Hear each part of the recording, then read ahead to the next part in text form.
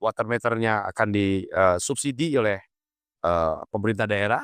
Dalam hal ini disampaikan Bung Mardi tadi, ya kawan-kawan kita yang terhormat legislatif, ya saya luar biasa apresiasi pimpinan Dewan, Pak Charles, Pak Lupi, Pak Rinto, dan semua kawan-kawan saya, Pak Gunadi Mursalin, dan tidak bisa semua saya hafal kawan-kawan di Dewan ini. Ini yang saya sebut 3-4 periode nih duduknya di DPR ya. Dari semua fraksi, semua ketua fraksi, ya ya semua mendukung saya. Tinggal saya ingin melihat realnya dukungan itu di APBD 2006 ini. Artinya mayoritas mendukung ya secara personal. Ya luar biasa. Ya, tapi bocoran-bocoran. Mohon bocoran sedikit Pak Direktur.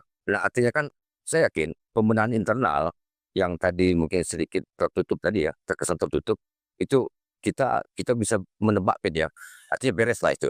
Nah, tapi ketika ini diterapkan untuk katakan revitalisasi pembenahan di eksternal, artinya tidak terlepas dari anggaran.